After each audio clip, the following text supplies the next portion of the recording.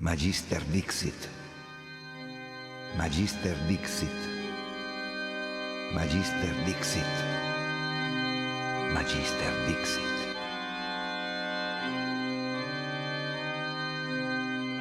Welcome to Magister Dixit, a podcast that invites you on a journey into realms of expertise, imagination, and occultism.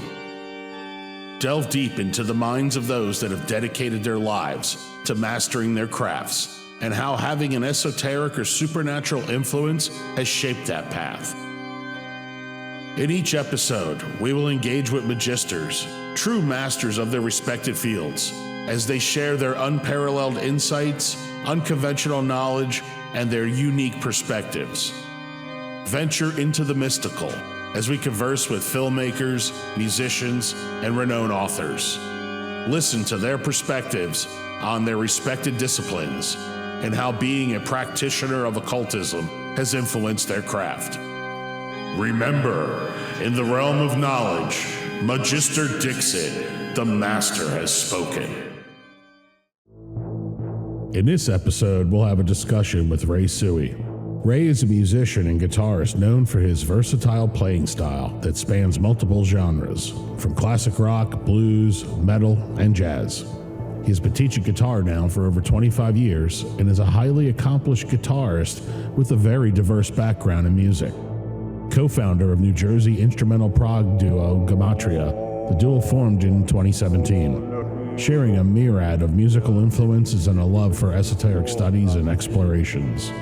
The songs on their full-length release, Gematria II, The Spindle of Necessity, were composed of using elements of Gematria, a qabalistic numerological system of relating to words to numbers, the I Ching, sacred geometry, and the writings of Aleister Crowley and Osman to help generate rhythmic and melodic ideas.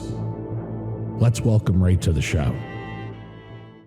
Ray, welcome to Magister Dixit. Can you tell us about your early musical influences and what inspired you to start playing guitar?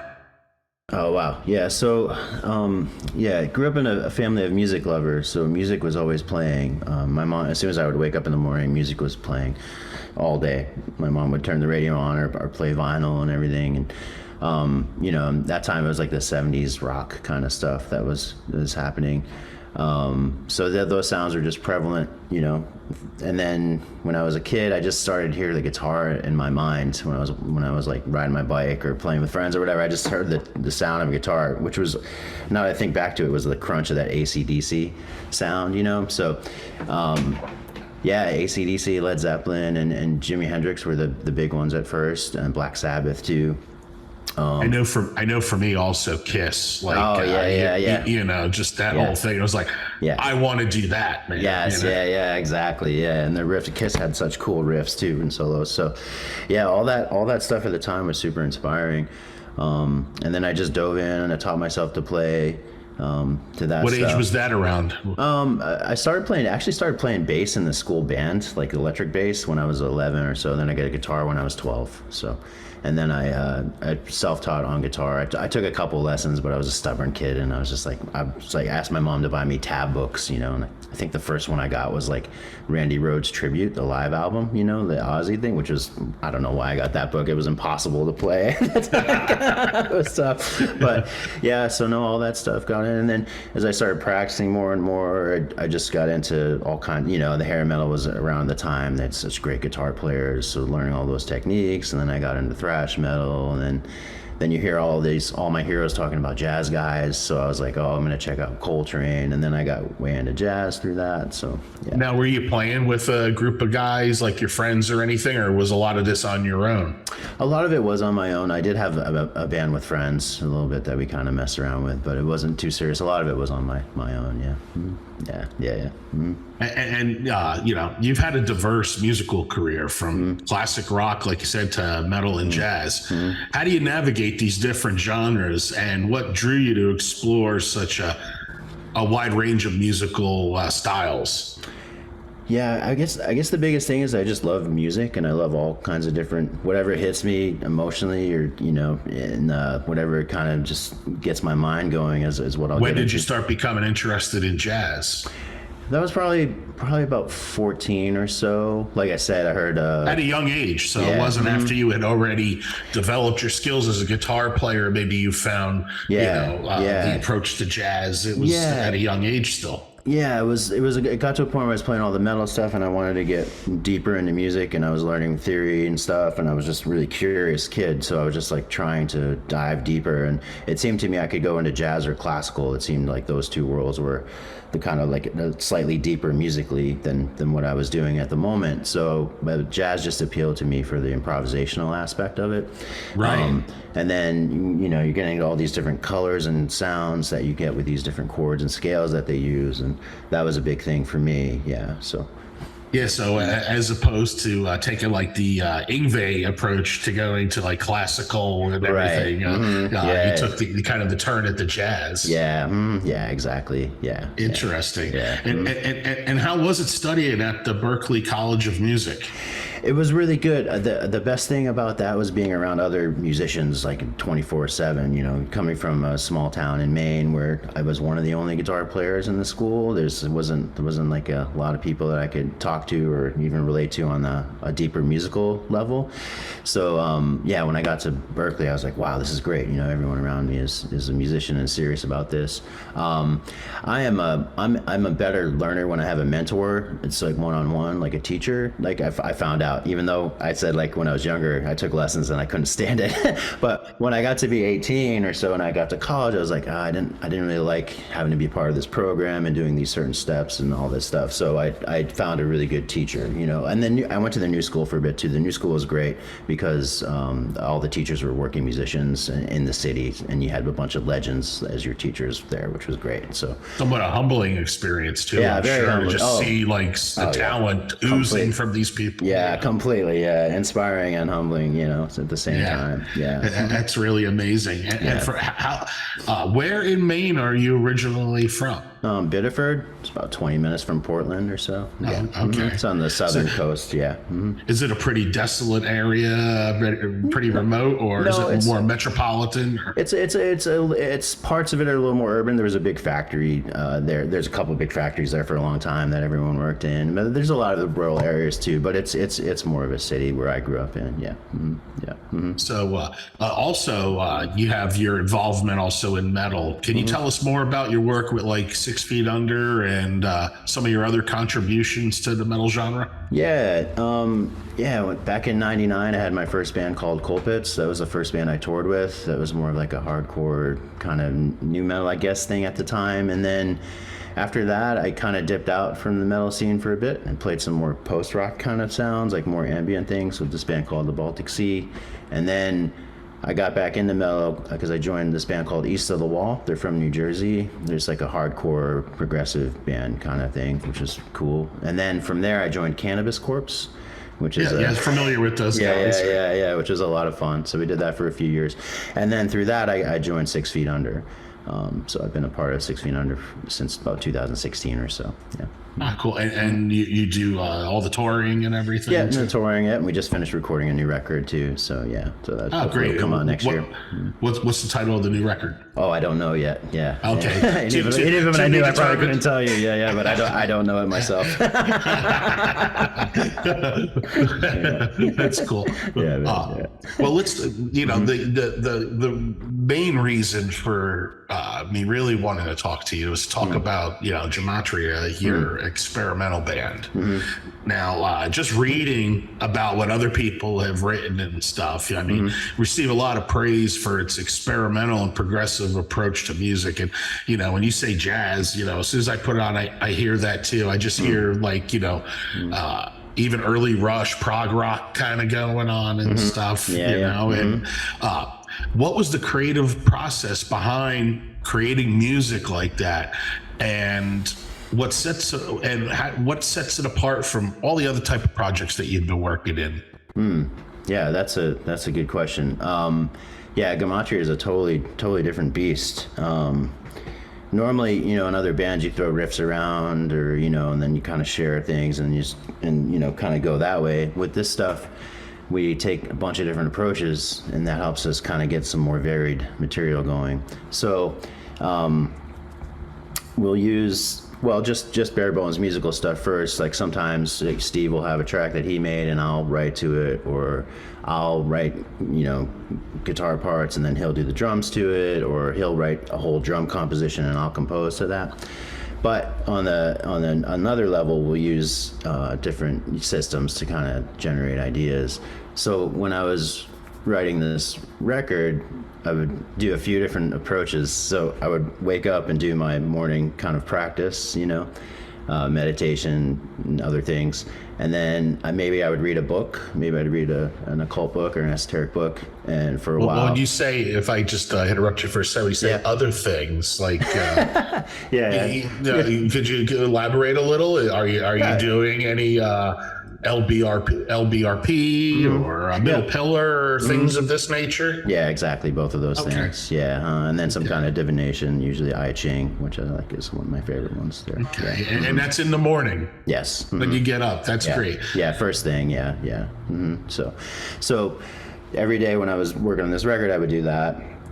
And then that would just get me into this state, I guess you could call it a flow state, but it feels different to me than that. So one, it gets you out of that that voice in your head that's telling you that whatever idea you're working on is terrible. That voice goes away, and this other inspiration is there. And I just felt like I was being propelled when I was writing this record, which was great, So I would do all that stuff, start working on music, and almost every decision I made would work. So it was really interesting. Mm-hmm. Yeah. So you could say that part of the process, part of the creative process of that was the meditation and things that you do in preparation to going into the studio and grabbing the guitar and stuff. Yes, exactly. Yeah. Very interesting. Yeah. And how did the two of you guys come across each other? Did he go to school at Berkeley, or can you tell us a little of the background? Sure. Yeah. No, we're both teaching music at the same music school here in Asbury Park, New Jersey. So, okay. Yeah, so we just started talking, and then one day we were driving to a work event, and I saw he had 777 in his car, and I was interested in all this stuff, and I forgot to say, when you're a kid and you hear Mr. Crowley by Ozzy, you're like, oh, what is that? Who's that guy? And then you look into that, so that guy, Crowley's in your brain the whole time, so that was a big thing. And I was already reading a little bit, but I saw 777 in his car. I'm like, I'm Steve, what is this? And he whipped it out. He's like, oh, I make music with this. I have this whole thing where I, find the Gematria for a word and then turn that into rhythms, and interesting. Yeah. And there's a whole thing to that too. But so we started talking, and he had some other books too there. And I was like, oh, okay. And then I just started diving in from there. And is that what really accelerated your interest, or have you always kind of been on? Were you more of an armchair occultist up until then? Yes, pretty much, exactly. Yeah. Just reading and aware of everything. But after that, I was like, oh, okay. It was like, show me how you do this. Like, how are you turning this into music and everything? I was like, oh, okay, that makes sense. And I was always obsessed with numbers. So ever since I was a kid, mostly I guess in an arithmetic way, but I just really love numbers. And when I taught myself how to play music is very number based. So I just got way into that.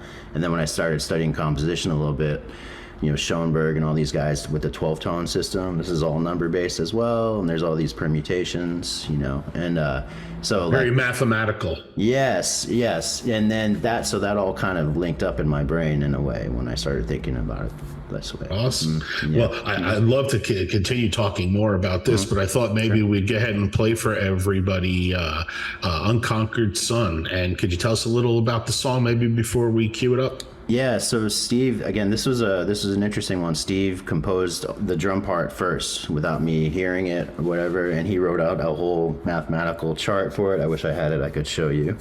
And he didn't even tell me the Gematria that he used on it, but that's okay. So he sent me this drum track, and I composed each section just by me trying to figure out the math and what he did to it. It came across like that. So. Okay, well, let's go ahead and give that a play.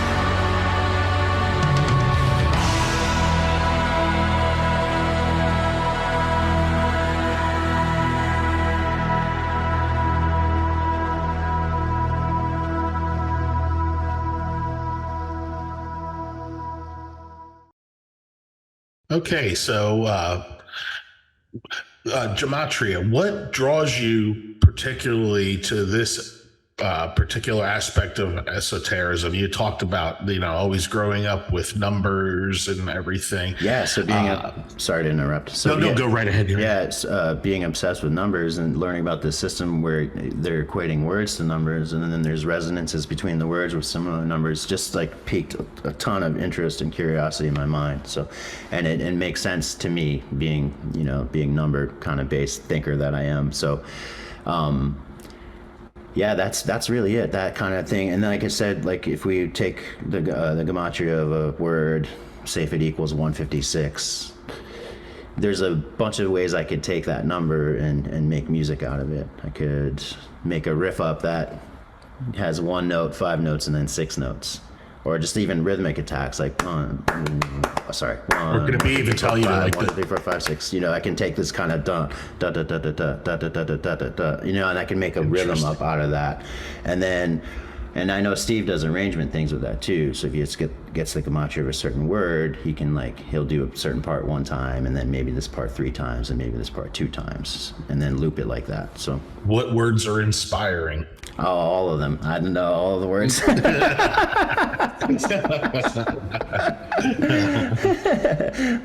no. Any words from the magical system, or any of the archangel names, or any of the even the Sephira, on the Tree of Life. So would it be safe to say you guys are also fans of John D? Yes. Mm-hmm. Yeah, of course. Mm-hmm. Yeah. Right on. Yeah. And when you were talking about playing, and it's funny because you go from playing in a death metal band, or like 6 Feet Under, that has all the connotations of being having associations with stuff like that, but yet here it is, your jazz prog experimental band that's really oozing of all of this esotericism. Mm-hmm. Yeah. Yeah, I think a lot of people think esoteric and occult things are dark always, and that's as that's not really the case. Yeah, at all. Yeah. Mm-hmm. Yeah, exactly. Mm-hmm. And what other magical traditions are you interested in? What authors do you read? I said start with Crowley, so Thelema is big for me. And after that, I really got into Osman Spare. The Book of Pleasure is one of my favorite books of all time. That one really blew my mind apart. Yeah. So, and his whole thing with sigils and automatic writing are things I kind of put to music as well. So and how that even kind of leads into Byron Grissom and doing the cutouts, and everything. Yeah, very similar stuff there. Yeah, exactly. Yeah. Have you ever thought about trying to do things of incorporating other methods like that into your music? Yes, I do actually. Yeah. So with Spare's thing with the sigils, if I do a sigil in the Spare way and I get my letters, I think I saw this from Pat Martino. He's a jazz guitarist. He was into all this stuff too. But so what I do is if I get my letters, you write out the alphabet from left to right, and then underneath you write the 12 chromatic notes of music until you get to Z. Okay, and then you take your sigil letters, and then find the notes and try to make up a melody or a riff out of that, and then try to make a melody and then have that be how you charge the sigil. So that's one way to do it. So it's again just another great way to turn off the sensor in your head and just get into this place where you're being creative and totally exploring and meditating on these notes and this meaning of whatever you're trying to do. Absolutely. And for me, I think sigil work is almost a way to communicate with the subconscious. Yes, exactly. You're using symbols to convey a translation. Instead of a bunch of words, using a symbol to convey that message to your subconscious. Yes, yeah, possibly exactly. Be working on that for you in the background and stuff. Yeah, and the melody, making up a melody out of it, for me is very useful as well, to shut off the conscious brain and just kind of get into this meditative state with the melody. Yeah. musically, what do you do when you're having like an epiphany, or you're like, oh my God, there's a riff and there's something in my head? Do you, are you guy that hums it into the phone real quick, or do you write numbers down or something? Oh yeah, all of that. I'll hum it in the phone. I'll write it down on paper. I'll try to record it whatever way I can right away. Try to capture that essence, because sometimes you will lose it. Yeah, exactly. You will. Yeah, exactly. Yeah, it'll have the flavor, but something's missing. You know? Right. No, this is very true. Mm-hmm. Yeah, exactly. Where did you guys record the record? So we Steve did all the drums at the studio in Red Bank called Retro Media Studios, and I did all the guitars and bass and everything here in my home studio. Mm-hmm. Oh, great. Yeah. So, Can you do you have plans for a follow up to this record? Yes, it's in the works now. We've been working on it a little bit, so we're trying to. Oh, you've already been working on it. Yeah. Very cool. Yep. Great. We have a song coming out. There's our record label, Nefarious Industries, has I think it's 10-year anniversary compilation coming out. So we have a song on there called Blackgate #1. So it's gonna hint at the theme of the next record. Yeah. Mm-hmm. Now, would this be something that we could possibly see in a live situation? Yeah, we've been playing live a little bit more, so hopefully in this next year we'll start playing more shows out. Yeah, and is it still just the two of you guys, Ray, or do you incorporate other musicians? Yeah, we have a bass player, my friend Rolando Alvarado. He's great, and he covers a lot of low end and the effects and everything. So yeah, very cool, very cool. Mm-hmm. Yeah, man. Yeah. Awesome. Yeah. And what do you listen to for